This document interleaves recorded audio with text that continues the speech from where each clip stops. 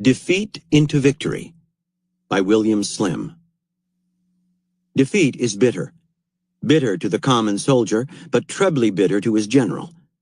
The soldier may comfort himself with the thought that, whatever the result, he has done his duty faithfully and steadfastly, but the commander has failed in his duty if he has not won victory, for that is his duty.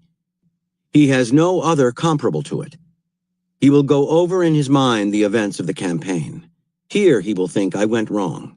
Here I took counsel of my fears when I should have been bold. There I should have waited to gather strength, not struck piecemeal. At such a moment I failed to grasp opportunity when it was presented to me. He will remember the soldiers whom he sent into the attack that failed and who did not come back. He will recall the look in the eyes of men who trusted him. I have failed them, he will say to himself, and failed my country. He will see himself for what he is, a defeated general. In a dark hour he will turn in upon himself and question the very foundations of his leadership and manhood. And then he must stop. For if he is ever to command in battle again, he must shake off these regrets and stamp on them, as they claw at his will and his self-confidence. He must beat off these attacks he delivers against himself, and cast out the doubts born of failure. Forget them, and remember only the lessons to be learned from defeat. They are more than from victory. And lastly, by Jiddu Krishnamurti. To know that one is in a certain condition, in a certain state, is already a process of liberation.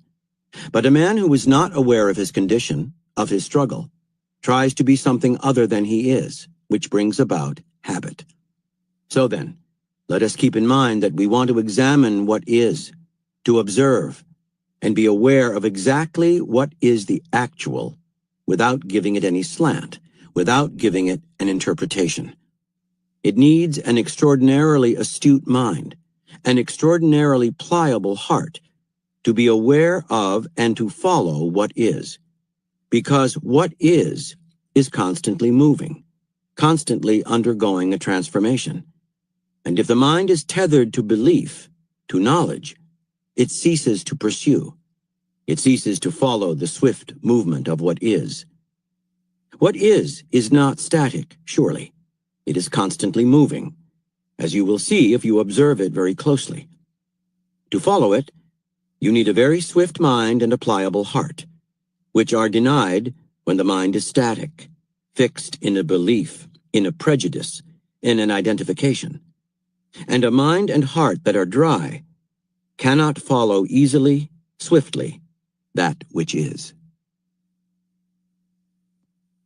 Chapter 3.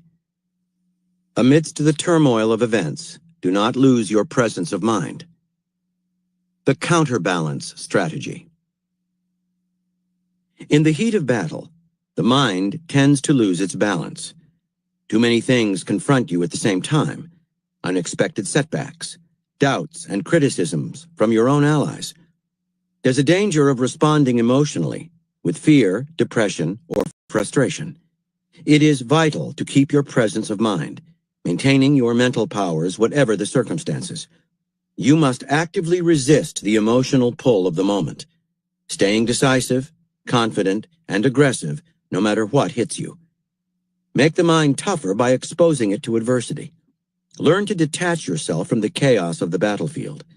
Let others lose their heads. Your presence of mind will steer you clear of their influence and keep you on course.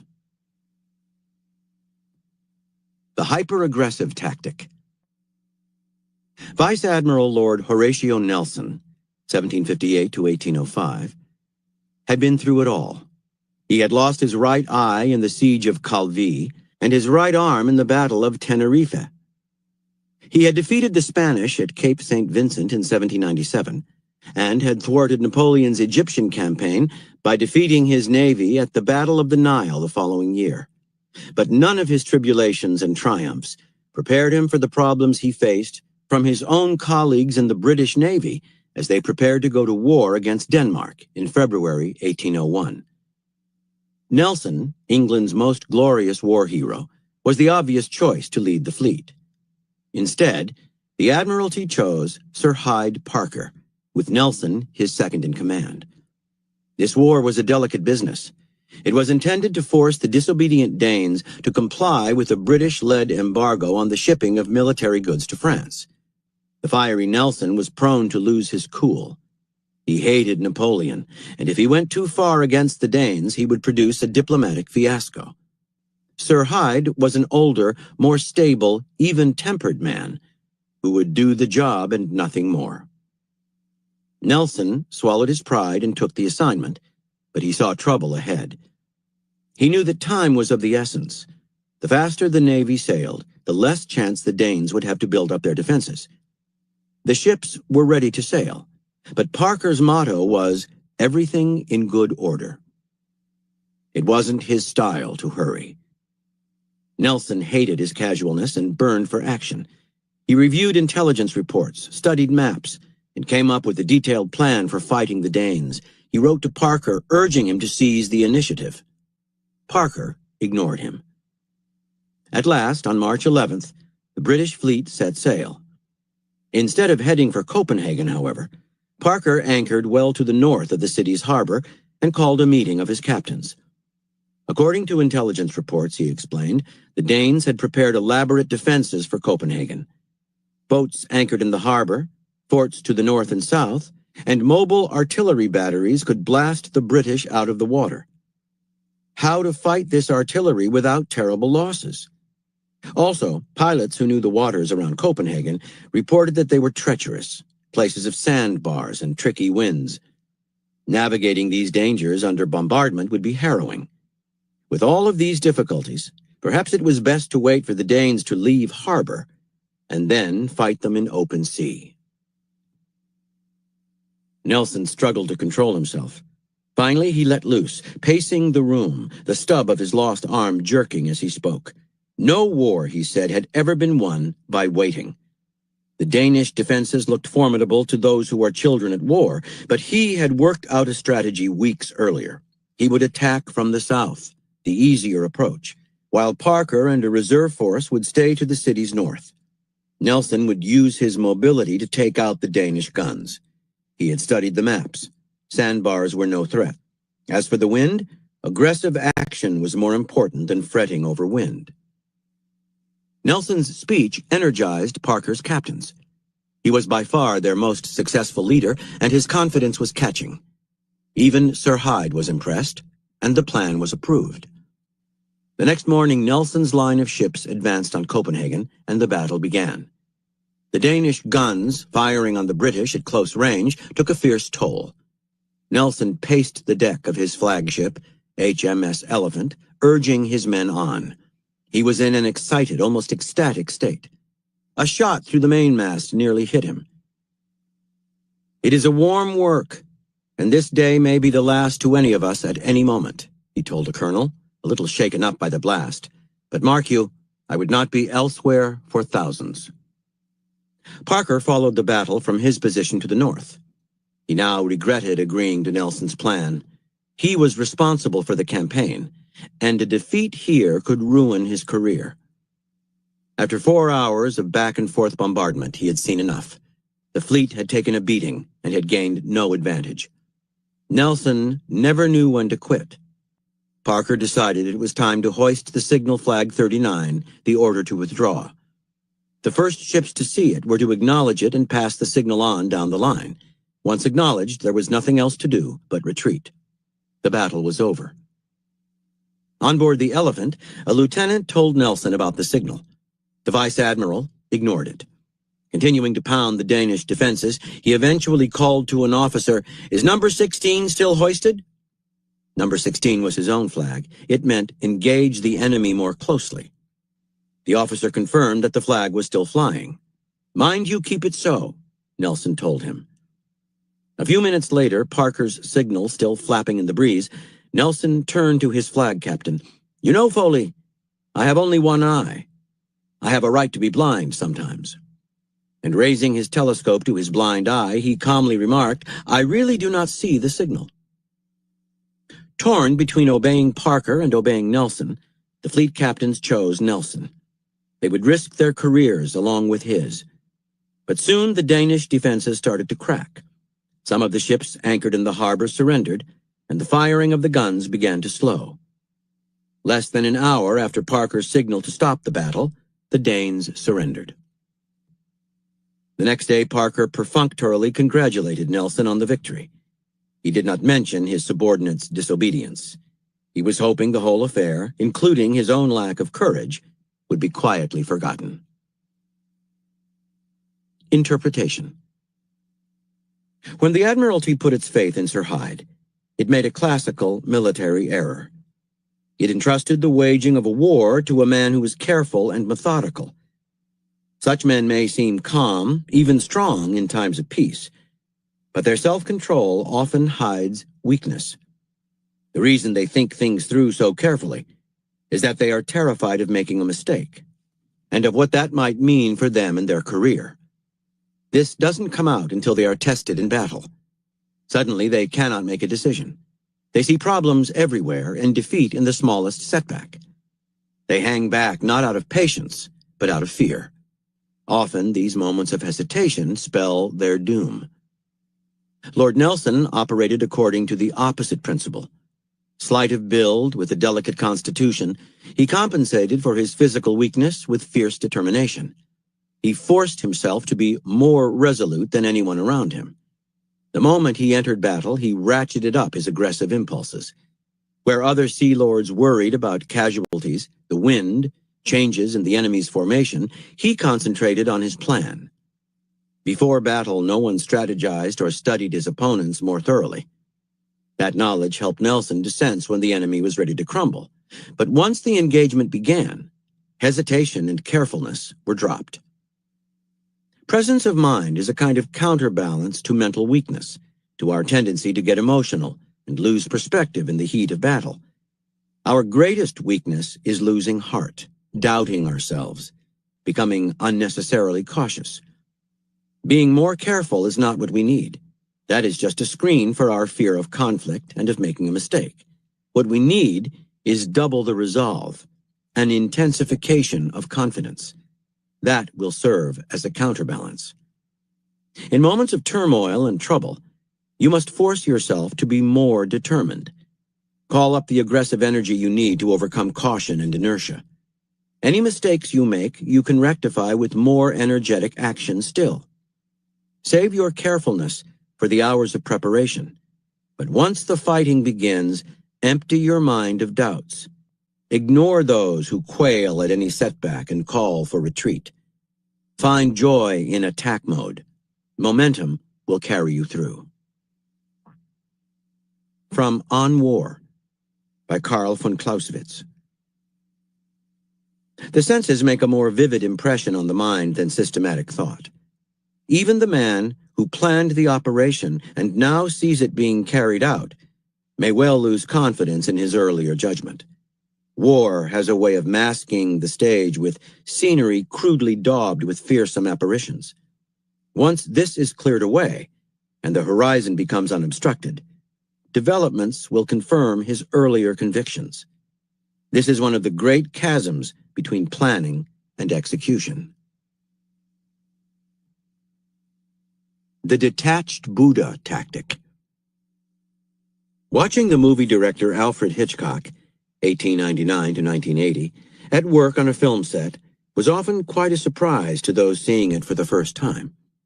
Most filmmakers are wound-up balls of energy, yelling at the crew and barking out orders, but Hitchcock would sit in his chair, sometimes dozing, or at least with his eyes half closed.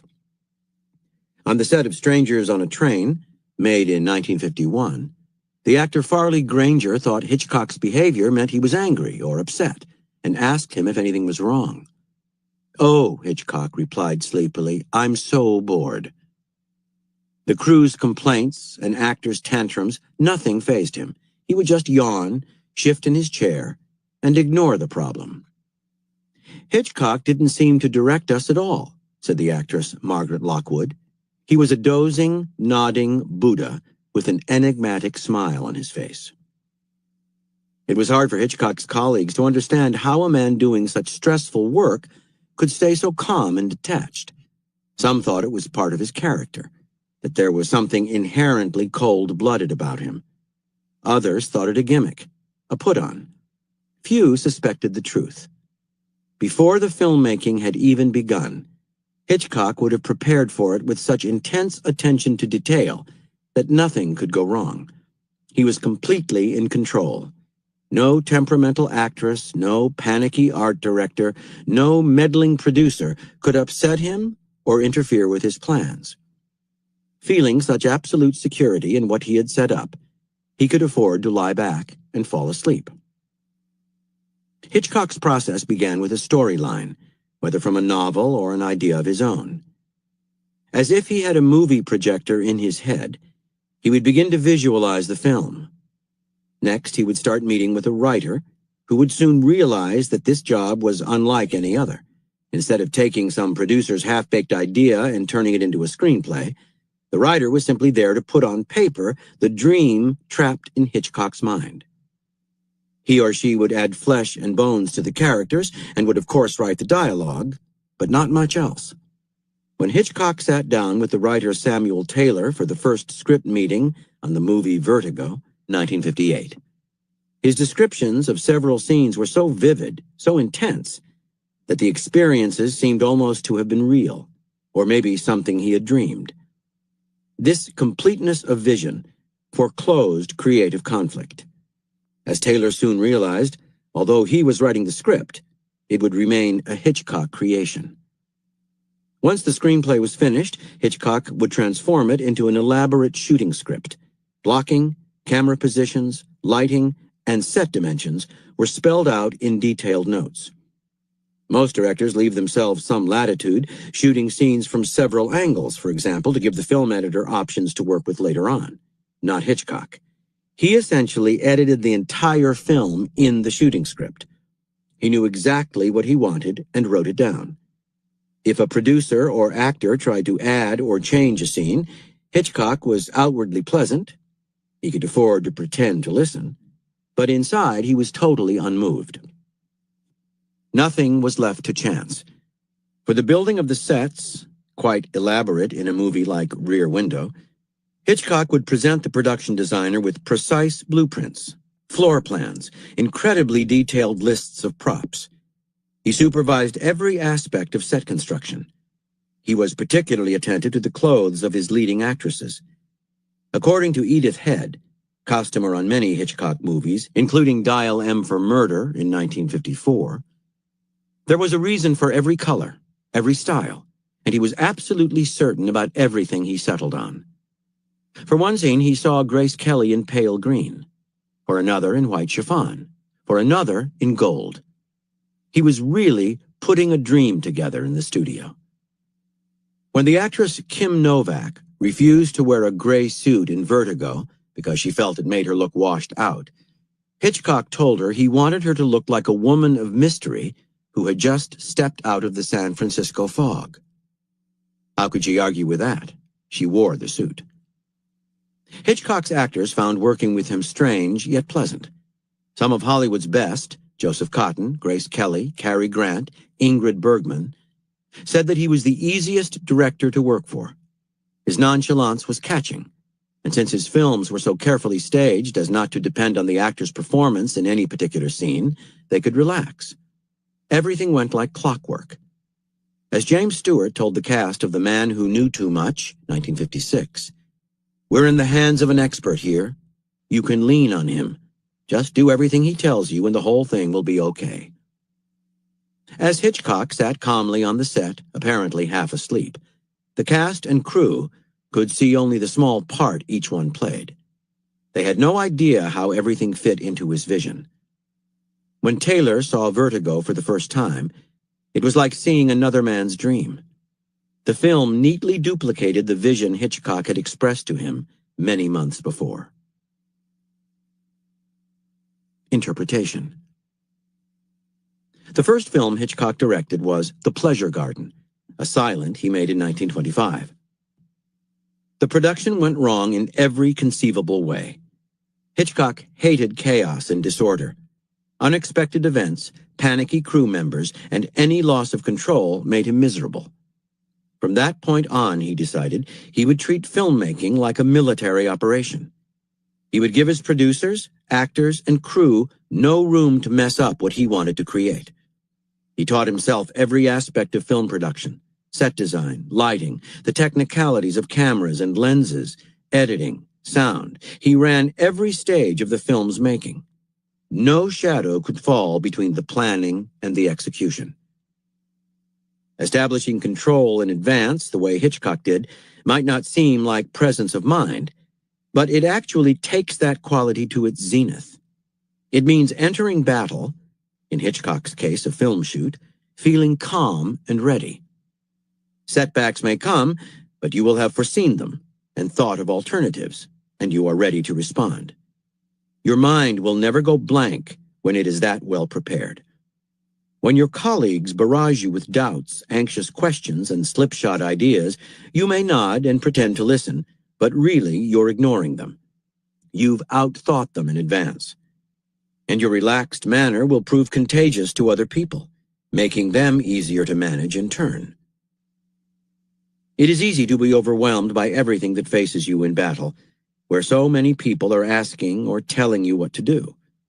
So many vital matters press in on you that you can lose sight of your goals and plans. Suddenly you can't see the forest for the trees. Understand, presence of mind is the ability to detach yourself from all that, to see the whole battlefield, the whole picture, with clarity. All great generals have this quality. And what gives you that mental distance is preparation, mastering the details beforehand. Let people think your Buddha-like detachment comes from some mysterious source. The less they understand you, the better. From a Letter to a General by Frederick the Great. For the love of God, pull yourself together and do not look at things so darkly. The first step backward makes a poor impression in the army. The second step is dangerous, and the third becomes fatal. Keys to warfare. We humans like to see ourselves as rational creatures. We imagine that what separates us from animals is the ability to think and reason. But that is only partly true. What distinguishes us from animals just as much is our capacity to laugh, to cry, to feel a range of emotions. We are, in fact, emotional creatures as well as rational ones. And although we like to think we govern our actions through reason and thought, what most often dictates our behavior is the emotion we feel in the moment. We maintain the illusion that we are rational through the routine of our daily affairs, which helps us to keep things calm and apparently controlled. Our minds seem rather strong when we're following our routines. But place any of us in an adverse situation, and our rationality vanishes. We react to pressure by growing fearful, impatient, confused. Such moments reveal us for the emotional creatures we are. Under attack, whether by a known enemy or unpredictably by a colleague, our response is dominated by feelings of anger, sadness, betrayal. Only with great effort can we reason our way through these periods and respond rationally, and our rationality rarely lasts past the next attack. Understand, your mind is weaker than your emotions, but you become aware of this weakness only in moments of adversity, precisely the time when you need strength. What best equips you to cope with the heat of battle is neither more knowledge nor more intellect. What makes your mind stronger and more able to control your emotions is internal discipline and toughness. No one can teach you this skill. You cannot learn it by reading about it. Like any discipline, it can come only through practice, experience, even a little suffering. The first step in building up presence of mind is to see the need for it, to want it badly enough to be willing to work for it. Historical figures who stand out for their presence of mind, Alexander the Great, Ulysses S. Grant, Winston Churchill, acquired it through adversity, through trial and error. They were in positions of responsibility in which they had to develop this quality or sink. Although these men may have been blessed with an